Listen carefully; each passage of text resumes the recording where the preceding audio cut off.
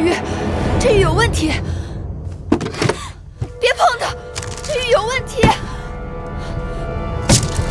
别碰那块玉，玉有问题！女儿，你干嘛呀？你怎么拿着和氏璧？不要碰！玉里很多，不要碰！八子，八子，快来人呐！快来人呐！八子，八子，玉儿，八子，玉儿，八子，玉儿，这是怎么了？快叫御医！好，玉儿，八子。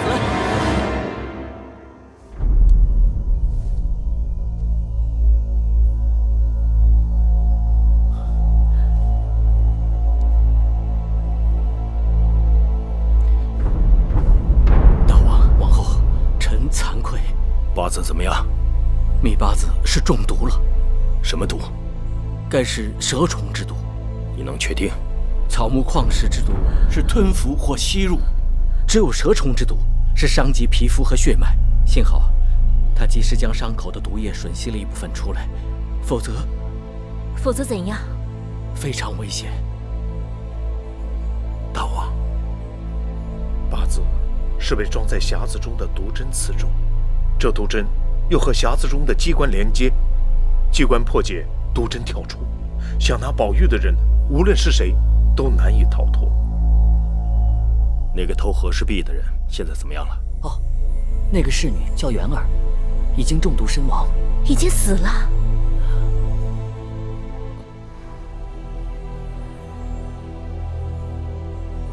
快给八子开药方。大王。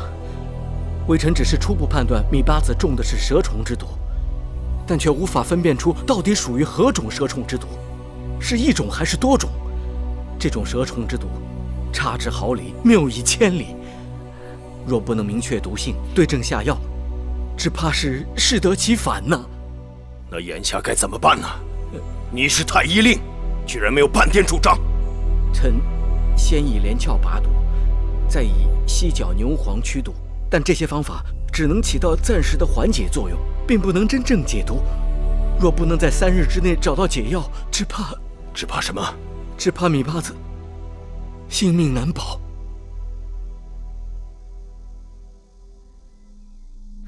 怎会有这样愚笨之人，竟然光天化日之下去抢和氏璧？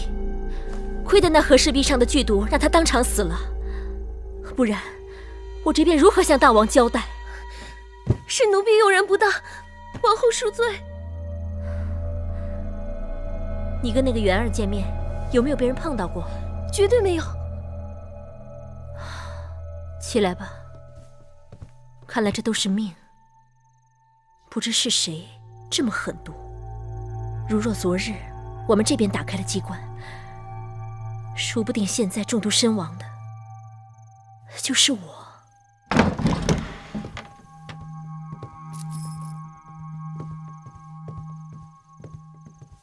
王后，我刚去西偏殿看过八子，他的情形越发不好了。我知道了，内毒听说好厉害，沾了必死无疑。王后这2日也没少碰那块玉，妹妹是担心会不会也或多或少沾上点儿。珍珠，快！去把从楚国带来的那个盒子拿过来。是。听太医说，芈月中的是蛇虫之毒。是，奴婢也听说了。这绿色，乃解草木之毒；这红色，是解矿物之毒；这瓶黑色的，是给蛇虫之毒准备的回龙丹。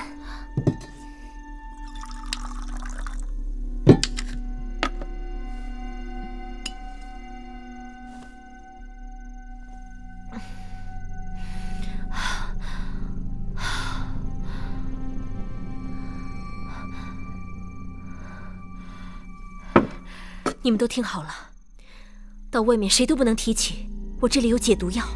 芈月这次自寻死路，我们当然犯不着救她。你们不懂，这药可以救命，也可以惹祸。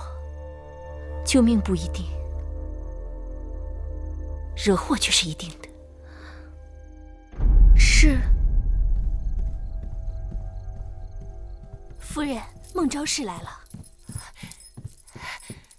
魏夫人，魏夫人，这下坏了！大王发脾气了，后宫都乱了。那和氏璧竟然会杀人，大王下令彻查。我已经听说了。听警士说，王后也吓坏了，她还吃了从楚国带来的解毒药。下一步会不会牵扯到我们？唉，是福不是祸，是祸躲不过。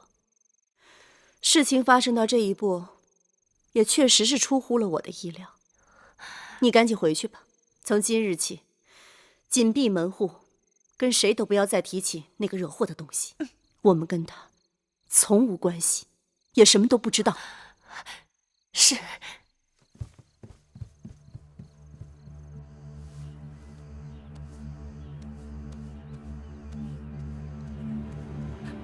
女医治，您不是扁鹊高足吗？您看出什么来了？此毒确为蛇毒，而且有可能来自于楚国。楚国？奴婢在楚国行医多年，对蛇毒只怕比秦国任何人都要熟悉。此蛇毒该不是一种，至少是3种以上的蛇毒混在一起。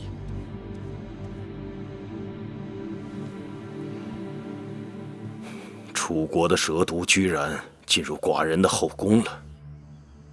雍瑞那边有消息吗？大王，你有何事？臣妾知道，大王为了八字心中焦虑，臣妾感同身受。寡人问你，到底有何事？臣妾想，这和氏璧送到宫中，要经过多少人的手，很难算计到一定会害到谁。所以，这胆大包天的下毒之人，应当是在宫中。何以见得？大王不相信臣妾的话。眼下谈不上信与不信，你要拿出根据来。宫中若有人敢做这样的事儿，除非他手中早有解药，因为他在害人之前，首先要确保自己无恙。再之，他必须心中有数，知道谁会死，不然他煞费苦心，伤害的却可能是对他无关紧要之人。既然这样，臣妾已经找到了这下毒之人。谁？说呀，谁？是王后。臣妾知道，一定是王后。王后，你大胆！这和氏璧在王后的手里拿的时候最多，她有机会让人做手脚。你是说，王后为了这和氏璧，要杀害她的亲妹妹？王后怎么想，臣妾不知道。但是臣妾可以断定，王后手中还有那解毒之药。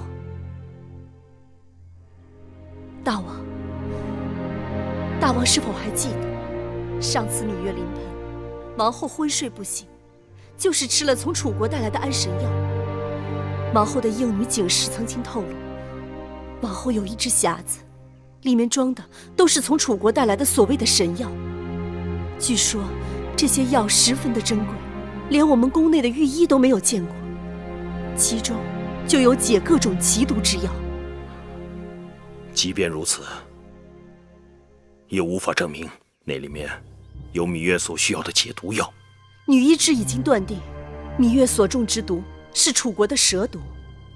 芈月中毒当晚，王后被景氏提醒，怕自己也染上蛇毒，便换人拿来了那个匣子，吃了匣子里面的药。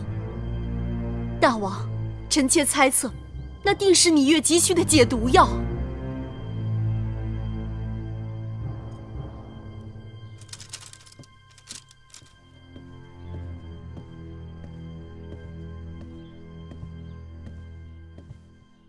王后，大监来了。大王宣王后即刻去宣室殿。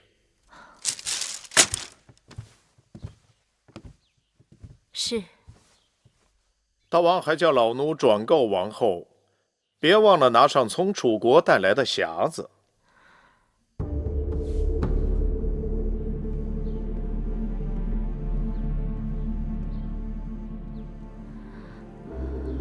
王后这几日好忙啊。大王日理万机，与大王比，臣妾实在清闲安逸。芈月中毒，快3天了。是，臣妾每日都去看望她。太医说，芈月机会渺茫，王后怎么看？只要有一线机会，都不应放弃。唯一的机会就是解药，可寡人寻遍咸阳，一无所得。女医之判定，这毒是来自楚国。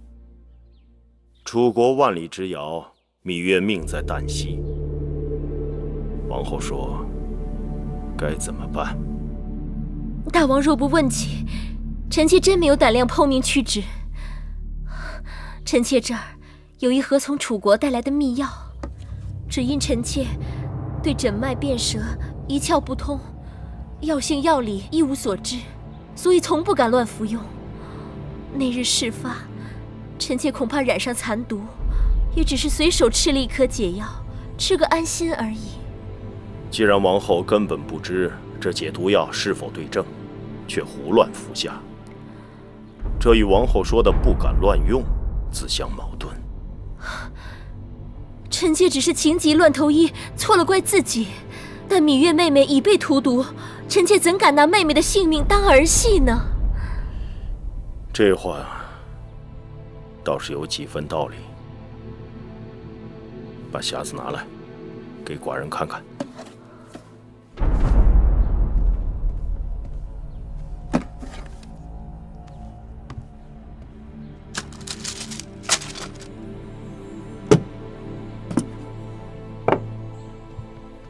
王后，第2层，左下第1格。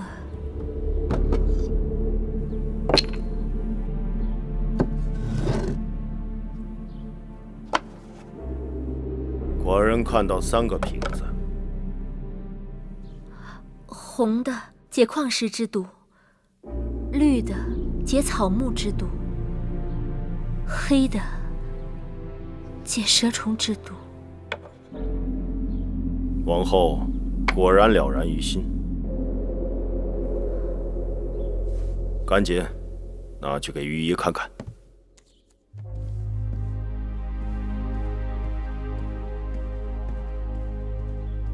什么人这般多嘴，竟把王后给出卖了？不是孟昭氏，就是景氏，只有他们知道我们有这个盒子，知道里面装的是什么。若知道大王会查这个盒子，我该早早的把这解药拿出去。王后已经把解药给了大王，倘若这解药真的救得了芈月，那大王应该赏赐王后才是。恰恰相反，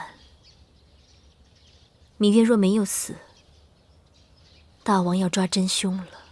什么？王后的意思是？芈月中毒，整个秦国都没有解药，唯独我们有解药，怎能不让人生疑？难道大王会怀疑王后下毒？若是我也会怀疑。否则，哪有这么巧的事？那可怎么办呀？但愿解药并不对症。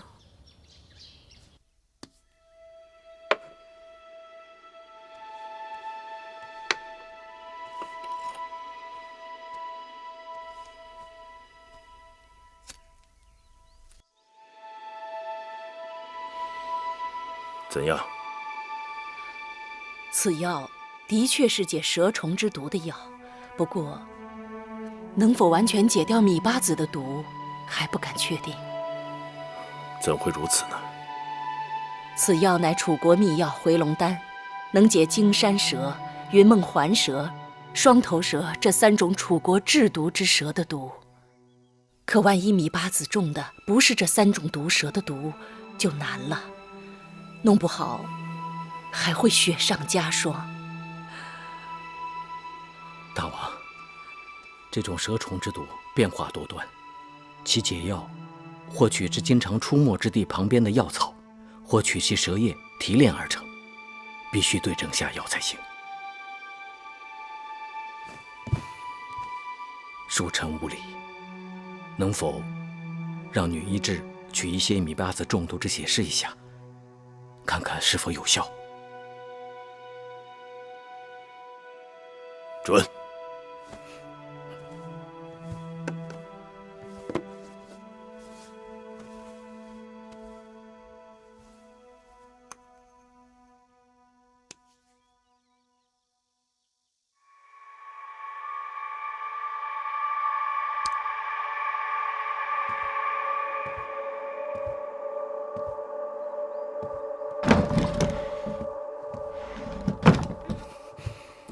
恭喜大王，此药完全对症。米八子服药之后3日之内当能醒来。可是，为什么要那么长时间啊？大王，米八子上次生产之后，本就是气血两亏，身子尚未痊愈，又被蛇毒伤了经脉，若要驱除余毒，恢复身体，尚需更长的时间。好，寡人就将八子交给你和女医治，要细心照料。是。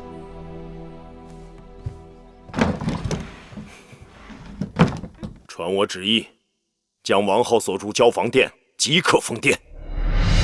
查寝之前，不许任何人进出。是，大王。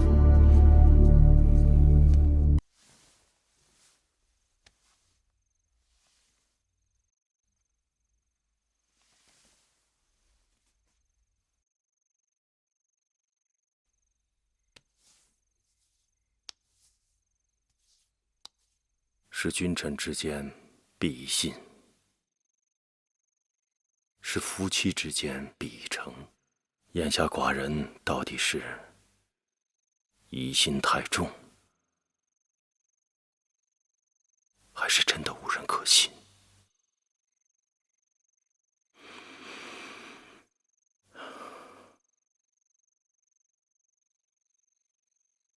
事关我大秦福祉，实在让寡人左右为难。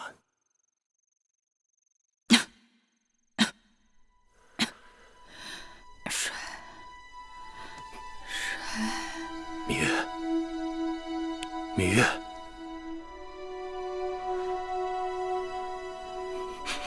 芈月，你这个小丫头，竟然认不出寡人了。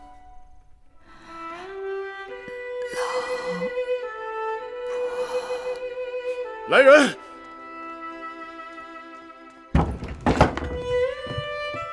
大王，快宣太医，芈月醒了。啊，是。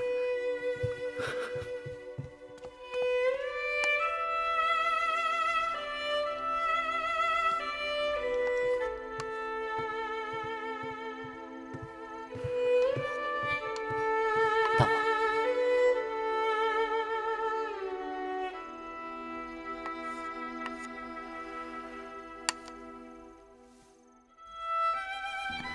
八子，你这身子还没好呢。这就是和氏璧。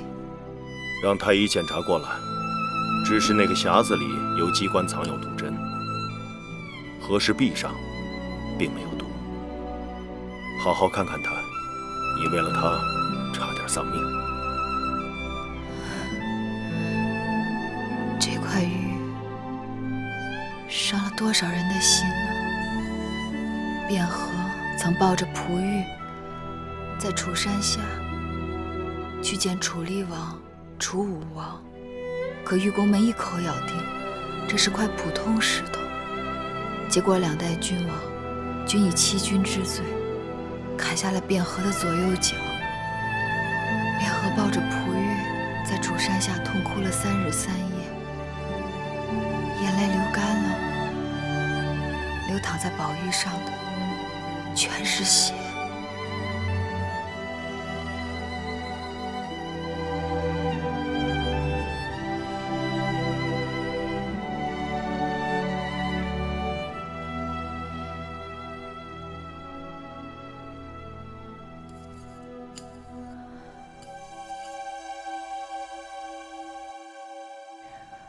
有何不妥？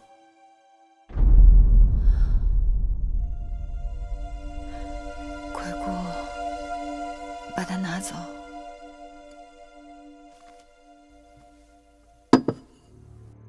尽管它足以乱真，但这块玉绝不是和氏璧。这的确是难得一见的美玉，做工精巧，白璧无瑕。在我秦宫里，也很难找出同样品格的好玉。你是如何确定它是假的？就因为它过于白璧无瑕。大王，臣妾刚刚提到过，卞和曾抱着璞玉，在楚山下痛哭了3日3夜，和氏璧上沾满了他的血泪。此玉有灵性，卞和的血泪即刻沁入玉中。尽管后来楚文王曾让玉工们剖开宝玉，细心打磨，但碧玉里仍留下了几处血丝。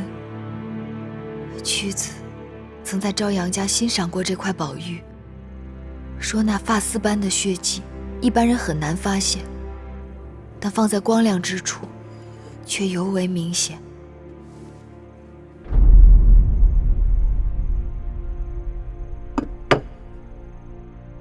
如此说来，果真不是和氏璧。是谁这样处心积虑？和氏璧本是独一无二的珍宝，岂容混淆？那人这么做，一定不仅仅是为了谋利。瞧你这孩子，有话不会慢慢说吗？这身子还那么虚，就劳心劳肺的。来来来，赶紧躺下。这汤水越来越浑了。八子真是命大，这若是换了旁人，早就呜呼哀哉了。妹妹别太伤心了，调养段时间，身子会好的。是啊，等八子养好了，照样是巧笑倩兮，美目盼兮。我哪里是在为自己的容貌叹息？我是想我这一病，不知又得罪了多少人。这些日子我明明见好，可除了2位姐姐，宫里无人肯理睬我，连王后都不来看我。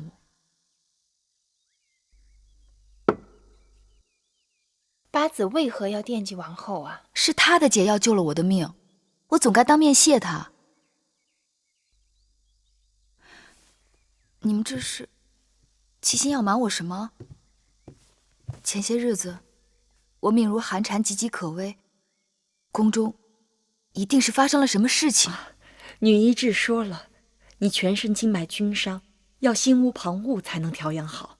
等过些日子你腿脚利落了，再知道也不迟。姑姑这么一说，我就更躺不住了。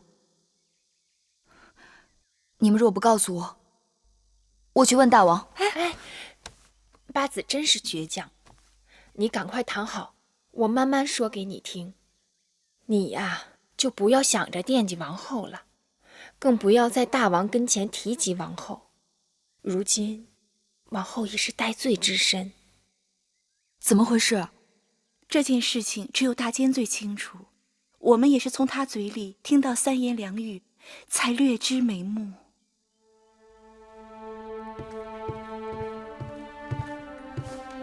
拜见大王。基地免礼。听说芈八子已无大碍，恭喜大王。虽然已经好些了，但身子还是过于虚弱，仍需要静养。和氏璧一案还辨不出黑白，吴国围秦之事重中之重，是否考虑派张仪出使游说，分化列国？张仪身处嫌疑，恐难再为国相。王后乃后宫之人，臣不敢擅作主张。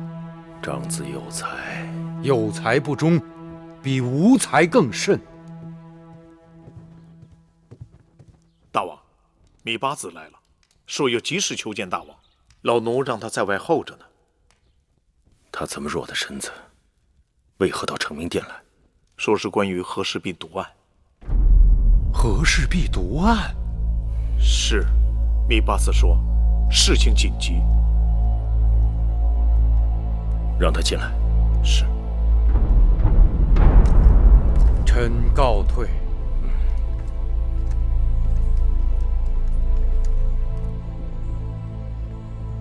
大王，过来。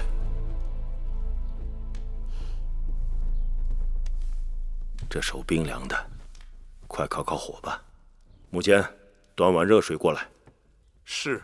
玉儿没事。没事？这么弱的身子，这么冷的天，还往外跑？臣妾只是想到了那个案子，实在在交房殿躺不住了。你身子不好，就别为这事情费心了。这一日躺着无事，就这案子的情形，我问了宫中的姐妹和相关之人，才知道此事不仅牵涉到王后，还牵涉到了国相张仪。不错。臣妾以为那个中行期很可疑，应该重新审他一次。可是太晚了。上午雍瑞来禀报，说那中行期在狱中打碎陶罐，割腕自杀。寡人让雍大夫即刻重审那范谷，得到了些新口供，但是听起来都是胡言乱语。他说了些什么？他说中行期曾叮嘱他，这块玉无论多少人出价，到最后只能卖给一个人。那人恐怕是张子。正是。但此玉若是张仪出售，并通过你之手哄抬市价，为何到最后又要返回到张子之手？这岂不是用子之矛，攻子之盾？这就对上了。你看出来什么？大王明鉴，既然那和氏璧是假的，那么关于中行期所说的张子如何盗取和氏璧，如何变卖和氏璧之事，皆应当是假的。你先歇息一会儿再说。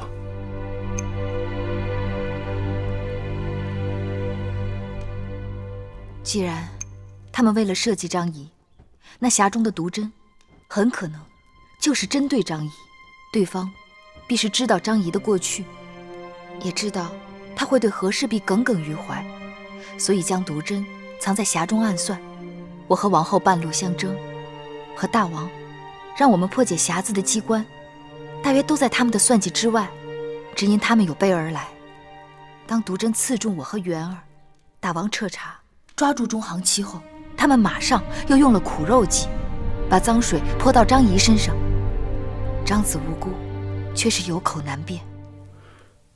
这个雍瑞是如何审案的？差点误了寡人的大事。这也怪不得雍大人，那中行期一伙早就做了算计，又抱着必死之心，只怕换个人审，其结果都是一样的。但那蛇毒来得奇怪，你和王后相争和氏璧，你中毒以后，王后就赶紧吃了解毒药。她是秦宫中唯一有解毒药的人。大王，一事且归一事，就事论事。就算王后有杀我之心，我也不能落井下石，指黑说黄，明知其冤，却因为私人恩怨而私心窃喜。金山蛇、云梦环蛇、双头蛇，乃是楚国3种最毒的蛇。楚国宫中藏有这3种蛇的蛇毒，而宫中秘制的解蛇毒药回龙丹，也是针对这3种蛇毒而提炼的。所以王后的药正巧能解此毒，但未必王后就是下毒之人。依你之见，谁该是下毒的人？臣妾后来又将那假和氏璧拿来细看，发现不但玉质绝美，而且做工精致，都堪为杰作。和氏璧为传世之宝，假和氏璧可以以假乱真。臣妾以为那始作俑者一定是曾经持有过和氏璧之人。这么说，此人应该是来自楚国。说起楚国，臣妾首先想到的是楚王，但楚王天性糊涂，并不是因毒设计之人。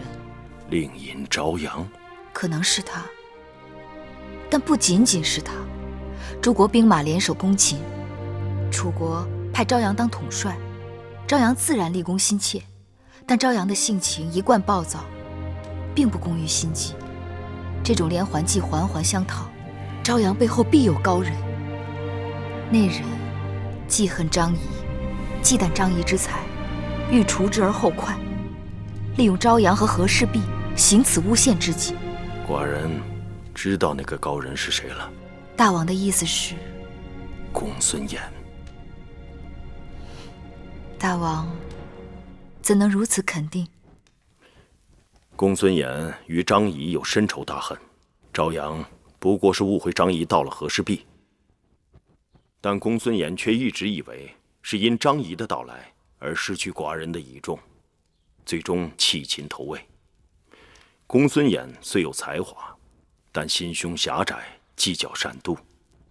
他一心想要让我为他离去而痛悔，所以他才会游说诸国与秦国为敌，以此证明他公孙衍的能力。他设计假和氏璧的圈套，既是为了陷害张子，使得君臣相疑，同时也是暗喻寡人不知见识人才，不懂辨认珍宝。那既然如此，大王下一步打算怎么办？大敌当前，寡人本拟让张仪去诸国游说，分化列国，但眼下既然对手如此记恨惧怕张仪，那更应该反其道而行之，重用张仪，游说分化诸侯，让公孙衍的计谋不能得逞。士可杀不可辱。寡人虽然对中行期的口供并非深信不疑，但对张子也有所疑惑。寡人担心他因此而负气抗旨，不再为寡人效命。人以国事相待，我以国事报之。公孙衍太过熟悉大王，又太过了解张仪，才会设下这么个局来。臣妾以为，对张仪来讲，请将不如激将。激将？公孙衍如此与秦国纠缠不放，皆因为好胜之心，而张仪无端受此诬陷，必会有报复之心。若能激起张仪的报复之心，那天底下有比留在秦国更能与公孙衍一决高下的地方吗？好，说得好。可惜张子这阵子被寡人圈在家中，定是一肚子委屈不忿，派何人前去周旋转还才好。大王，那你看臣妾如何？你在这秦宫里，除了大王，比我更知晓张仪的人恐怕没有。可你的身子……大王不妨派一辆好车送芈月出宫。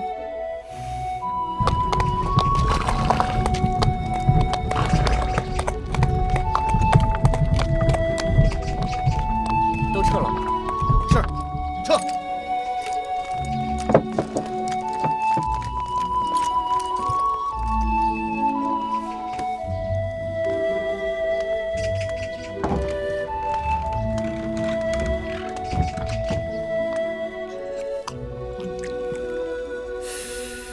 张相在家吗？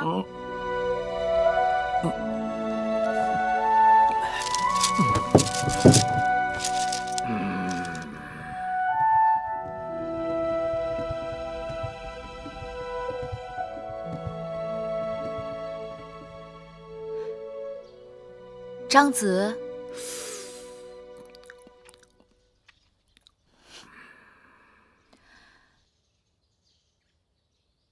姑姑，这屋子里的味道太难闻了。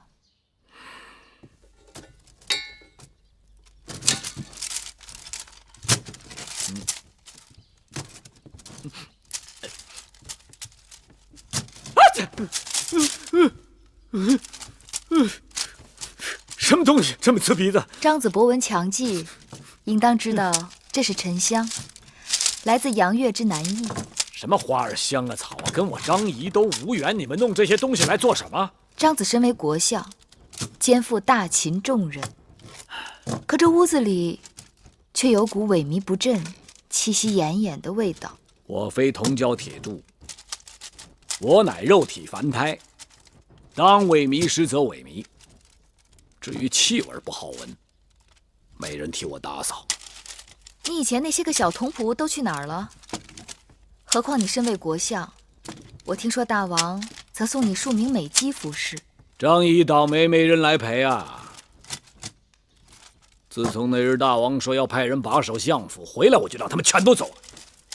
我可不愿意整日看着他们在我面前愁眉苦脸的。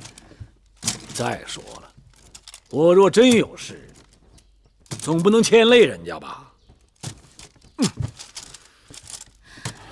张子只愿躺下说话，身子哪里不是？头痛，兄们。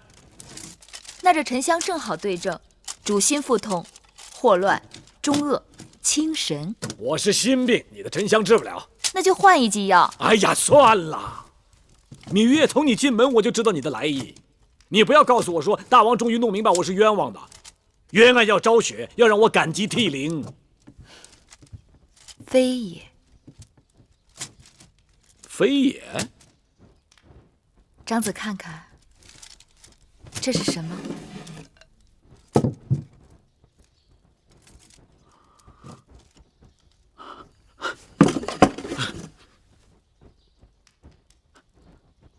和氏璧。是，但可惜这是假的。假的？如此瑰丽华美，怎可能是假的呢？足以乱真，就因为它过于完美无缺，所以露了马脚。你看出来的？芈月厉害啊！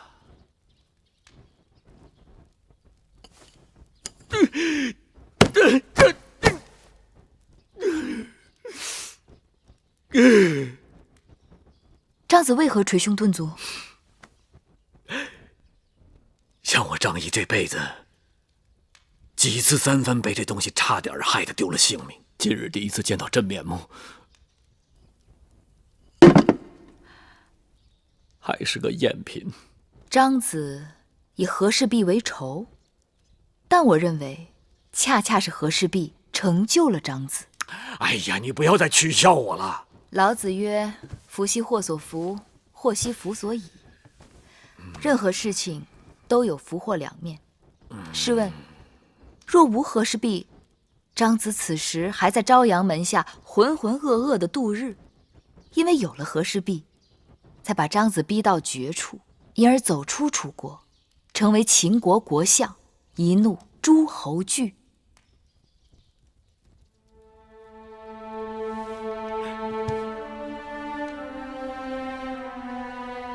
那此番呢？此番，诸国联手攻秦，公孙衍本来就与你有仇，又惧怕你的才华，于是以和氏璧为计陷害于你。但如今你毫发无损，这只能成就你在诸侯之间的威名。等你再出使列国，诸侯召见之时，你未发一言，他们就先行气馁了。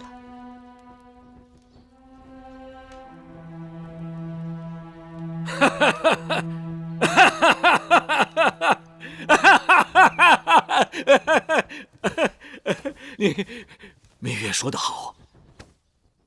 我张仪若说我心没动，那是假话。那张子，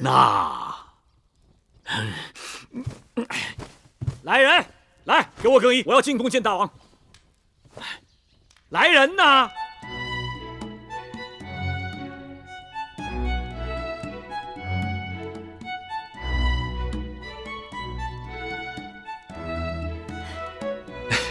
你看看，你看看，都是些踩地盘高之徒，没一个忠心的。我自己来。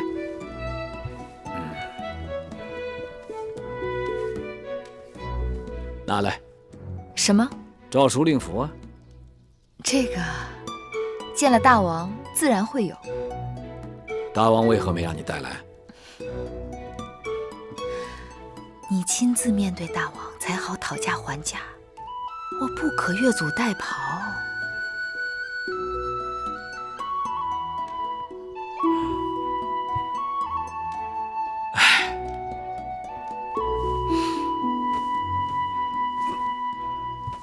芈月，你出师了。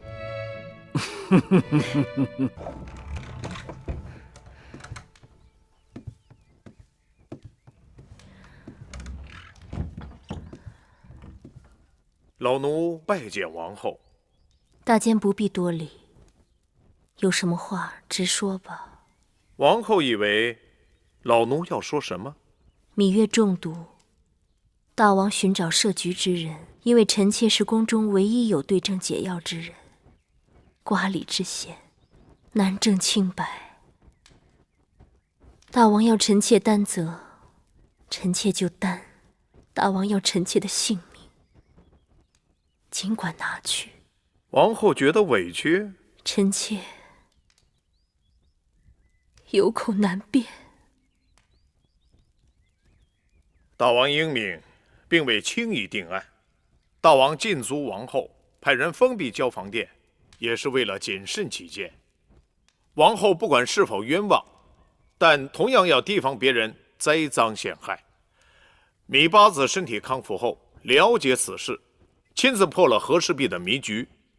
他向大王力证，王后与此事无关，因此大王口谕，派老奴前来，撤了交房殿的侍卫。是芈月亲自向大王力证？正是。这怎么会？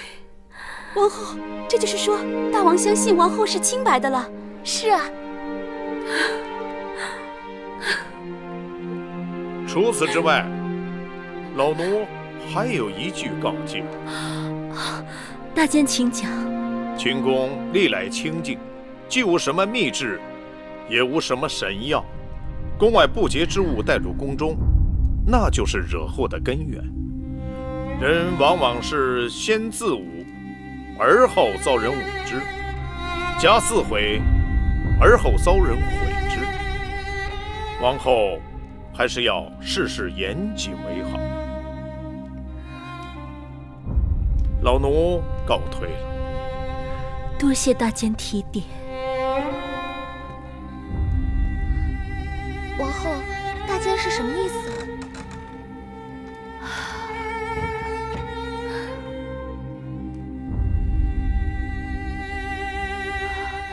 珍珠，随我到寝殿，去把我陪嫁的单子都给我找出来。陪嫁的单子一直是在戴帽姑姑那儿，戴帽姑姑去了也没来得及交代，不知道在哪儿啊。不，今日就算是把交房殿翻个底儿，也得把那单子找出来。大监不是说王后没事了吗？王后为何反而要慌张起来？大监的话我听明白了，若是要大王彻底去掉疑心，就要把我从楚国带来的东西交代得一目了然。快随我去。是。盘龙文壶1个，金银错云文尊1对，云文壶2个，朱雀衔环杯8个，青玉盘子3对，波贝螺2个，卷云纹4瓣团花鱼1个。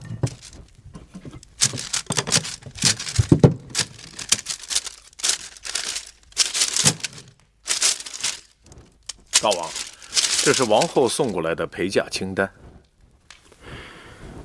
看来王后还是用心良苦啊。王后派人自查从楚国陪嫁过来的嫁妆，她下令让她的应侍们也都要自己清仓查库。芈月嫁到秦国时囊空如洗，就不用查了吧？是。但另外2个应侍，他们2个在楚国都是有点背景的。那个景氏，他的族兄好像就是楚国才子景差。如今他怀有身孕，不能辛苦。你派2个能干的去给他当帮手吧。是。至于那个孟昭氏，就是朝阳老贼的。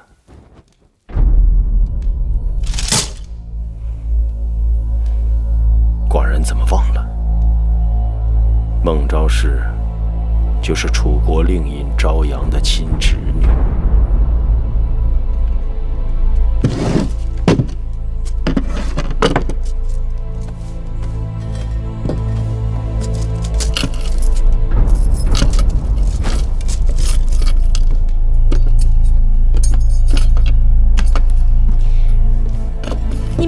惜着点，这些衣服和首饰可都是贵重东西，弄丢了一样，你们赔不起。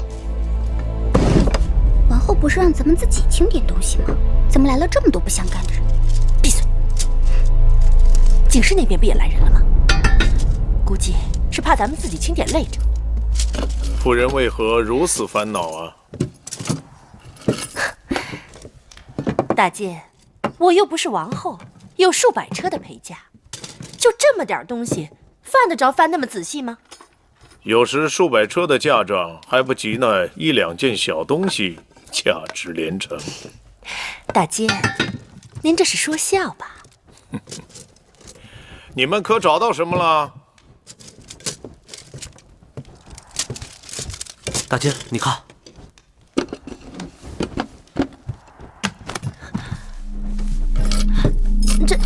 这是臣妾的家书。老奴要找的就是这东西。看来，夫人，你要跟老奴走一趟了。大监，都这么晚了，您这话什么意思？孟昭氏，大王有旨宣你问话。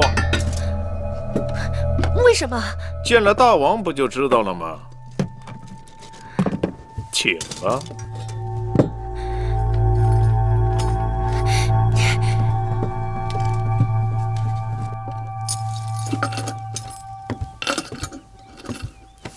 这些都是王后进宫后置办的，或是大王赏赐的东西。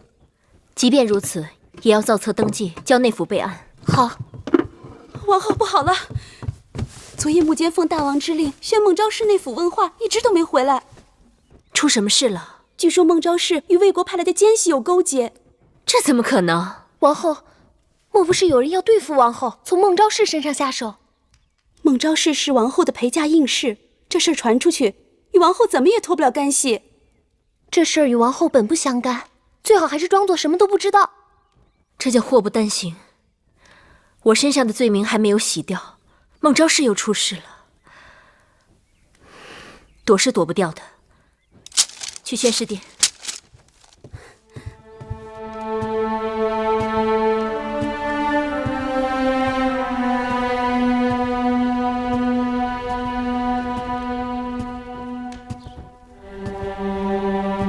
罪父米书，参见大王。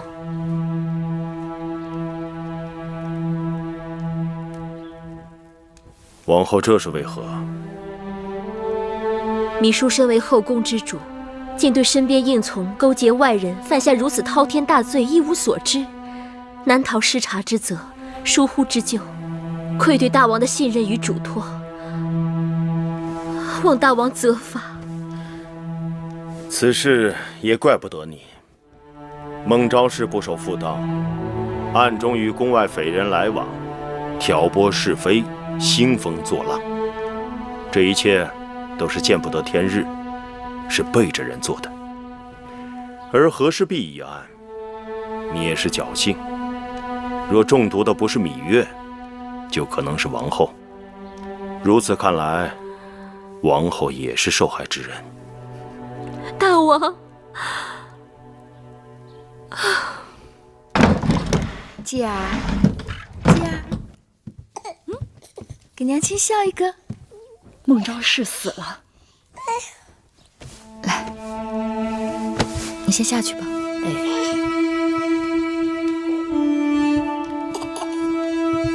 走喽。他是怎么死的？听说孟昭氏是被大王给赐死的。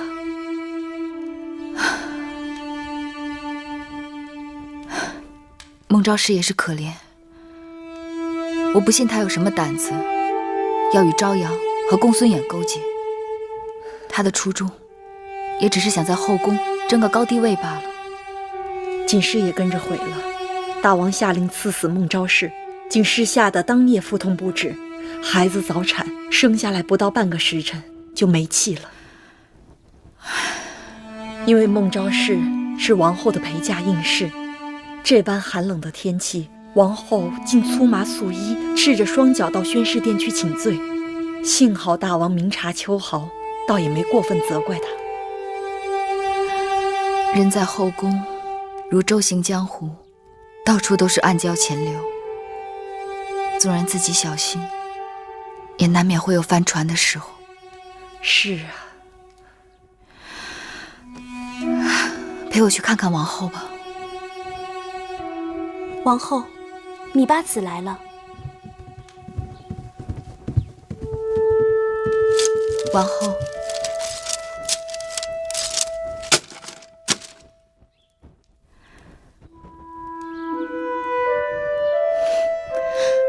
已经是早春了，姐姐不要一个人总闷在屋子里，跟我一同去园子里走走。昨日刚下了大雪，冰封千里，哪里有春意？姐姐把心胸放开朗些，那飞雪不也是漫天飞花吗？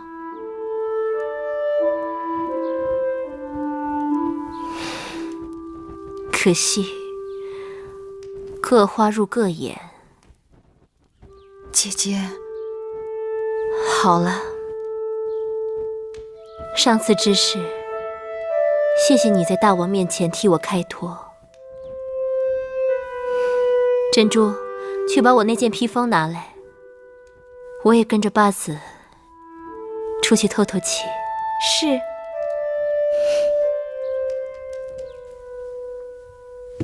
姑姑，你看，身子这几天刚刚好些，就往雪地里跑，当心着凉了。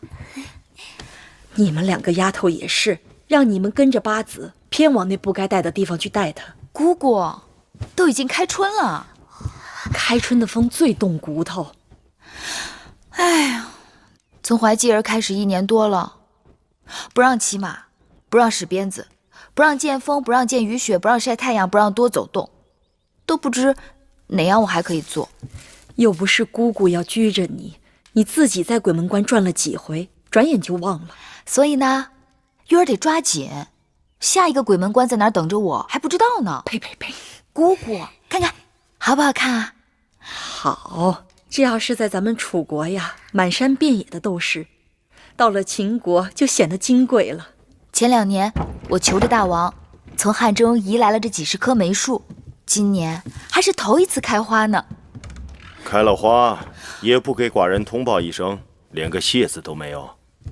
大王，臣妾这时才看到，刚刚摘下这几枝，正打算让人给大王送过去呢。还是你自己留着吧，元日刚过不久，放在屋里也添些喜气。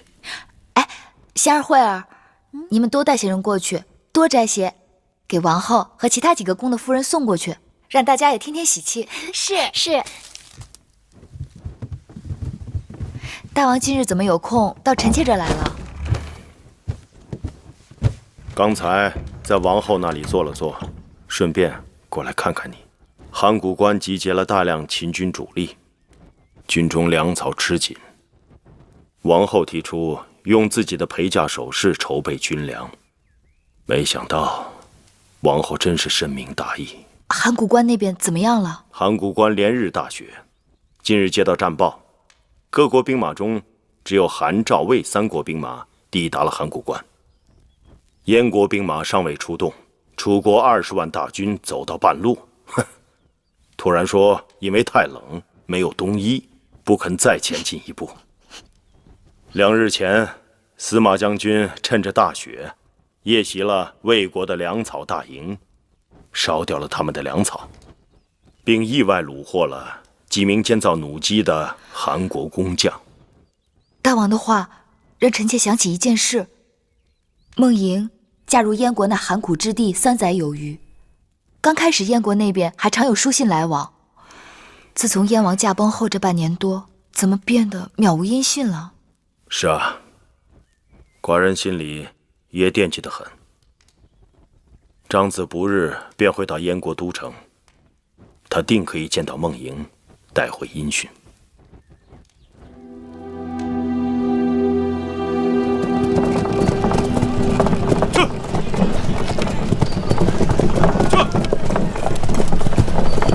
公子，咸阳城到了。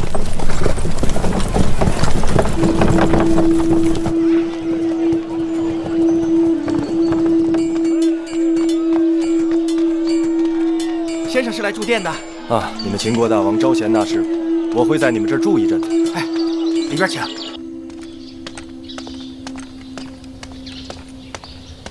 这位校尉，在下东周国世子苏秦，有一封重要书信要面呈你们大王。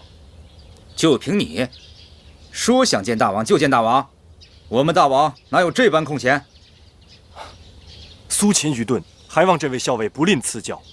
你是世子，凡世子见大王都凭借策论高低。你的策论若有见地，还愁大王不召见你？此话当真？大王爱才，就看你是否真是有才之人。多谢。鸡儿，看看这个是什么？看看。姑姑，魏夫人来了。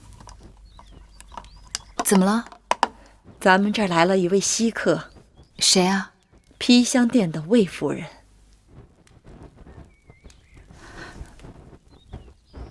请她进来。是。继儿，继儿，继儿，继儿，乖。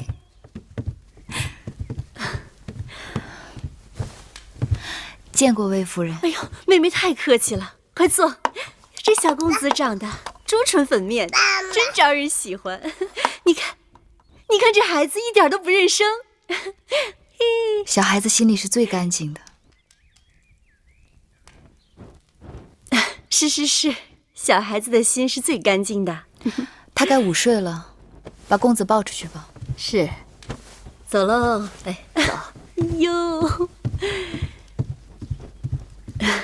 前些日子，妹妹派人给各宫送来了梅花，图个开春的好彩头。姐姐无以回报，也带了些东西给八子。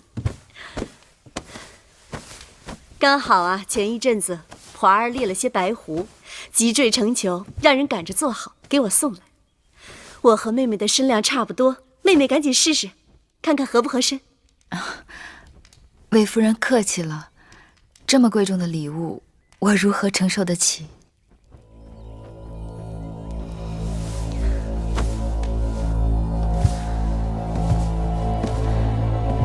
我是特地来向妹妹道谢的。上一次若不是妹妹聪颖，向大王澄清了那和氏璧的真相，姐姐险些误会了王后，伤了后宫姐妹的和气。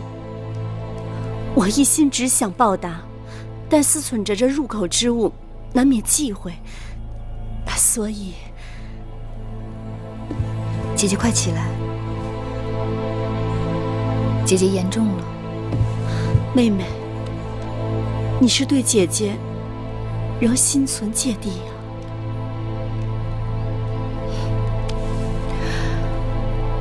魏夫人若是真心，这声谢我收下了，但狐裘还是请魏夫人拿回去吧。这，妹妹，你这不是拒人千里之外吗？夫人刚才说了。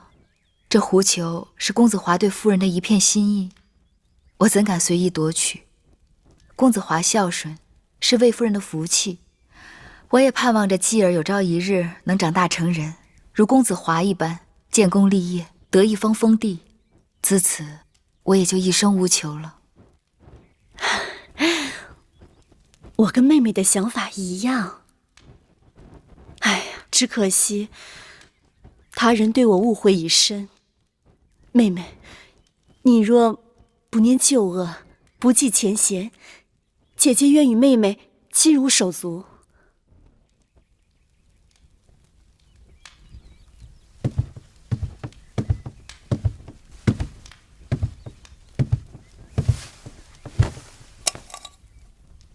照我的脾气，就将他撵出去。他那次几乎害了你和小冉的性命，如今拿一件狐狸皮就想糊弄过去，哪儿那么容易？或许魏夫人想做个洗心革面的人，在宫外面也许有，但后宫里头不会有。亏你没收他那件衣服，不然我还真得一把火烧了他。说什么入口之物难免忌讳，当年你娘亲就是穿了一件威后送来的锦袍，弄得生不如死，否则……八子，姑姑为何这么不开心呢？没什么开心的事儿。谁说的？这眼下就有一桩。你说说看。大王让母亲告诉八子，过几日，魏冉要跟着司马将军回来了，而且要在咸阳住上2日。大王要他回函谷关前进宫看看八子，让你们姐弟团聚一番。姑姑，小冉要回来了。是，小冉要回来了。小鸟飞，小鸟飞，要吗？母亲说过几日，这都过了几个几日了，小冉为何还没有回来呢？小冉就算回到咸阳，还得跟着司马错将军忙碌军务，闲暇了才能来看我们。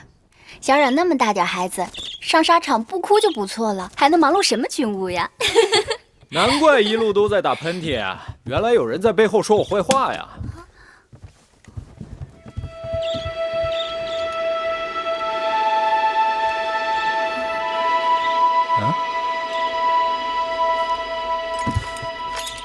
哎，不认识啦。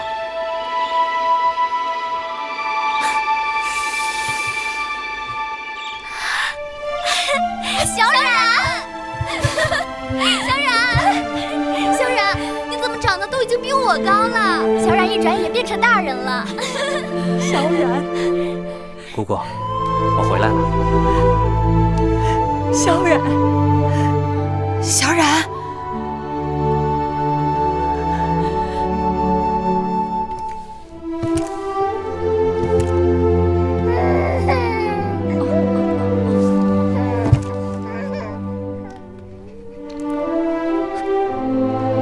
姐姐，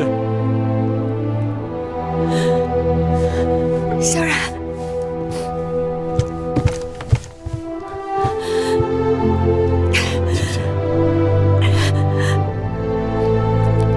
小冉想念姐姐。姐姐一想小冉，都变成大人了。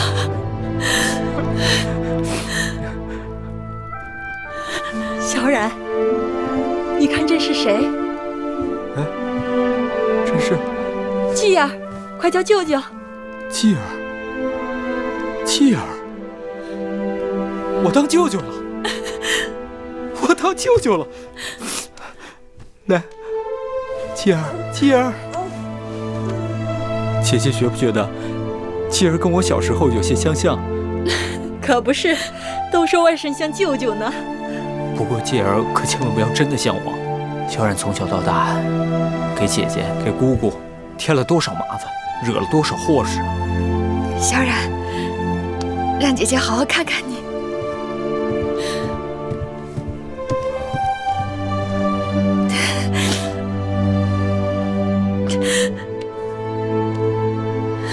告诉姐姐，你打仗时受过伤，对吗？我知道你吃过许多苦，还不愿意说。你过的是刀头舔血的日子。姐姐希望我做个驰骋疆场的男子汉，小冉从来没给姐姐丢人。这次随着司马将军去袭击魏国粮草大营，小冉又立了军功。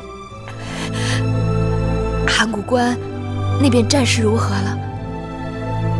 楚国兵力正在函谷关外集结，幸好楚离子刚刚带着12万的增援人马抵达函谷关，那这仗就好打多了。哎，对了，找什么？我那包袱呢？啊，在这儿呢。哦，好，来，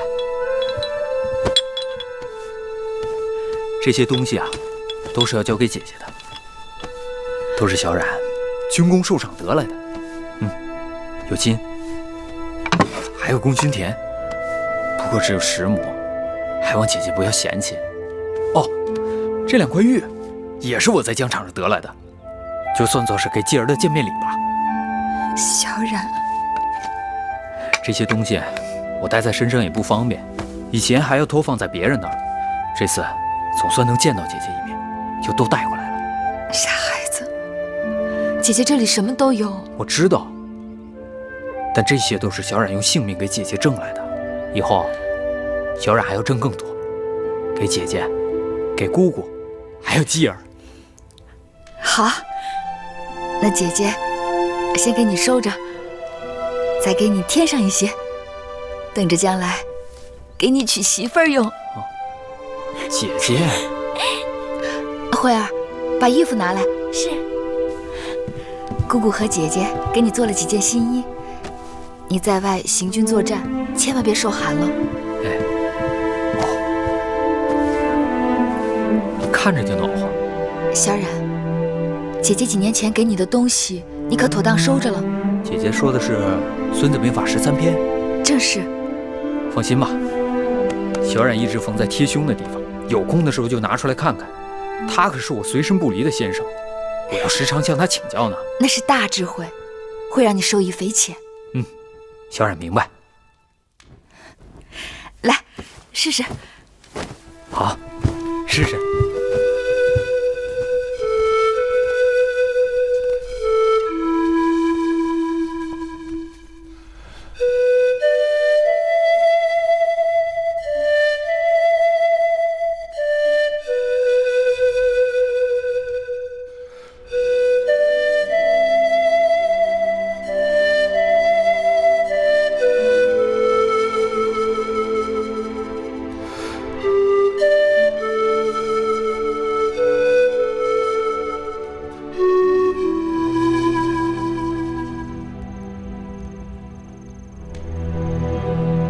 怎么不吹了？许久不吹，都忘了曲调。曲中有些呜咽之声，甚是悲凉。排箫的心是空的，芈月的心也是空的，彼此两相宜。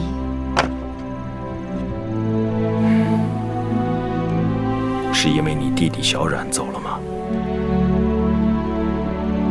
司马将军告诉寡人，魏冉天赋异禀，才思敏捷，假以时日，定是个领兵统将的人才。多谢大王赞许，大王日日忧心国事，可芈月却饱食终日，无所事事。寡人心中想起一事，或许芈月可为寡人解怀。还记得四方馆吗？那些士子天天雄辩，很多都会写成策论，有些优秀之作会送到宫里来。可是遇上函谷关战事，军情紧急，这些策论都放在那儿蒙尘了。你若无事，可以去替寡人看看这些策论，挑选分解。而且这些策论诸子百家俱有，五花八门的理论相互攻击，倒可让你增长见识，辨别蛊惑之言。真的？寡人何时骗过你？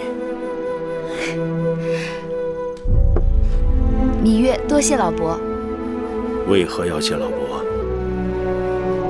周有太任，善教文王，可谓良母；亦有一将辅佐武王，可谓贤妇。月儿不才，月孝先贤，为夫君分忧，也为将来教导继儿，增长见识。既然丫头喜欢，就这么定了。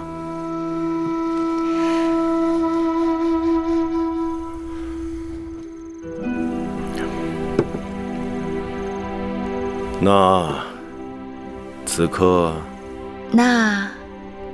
刻我再为大王吹上一曲。好。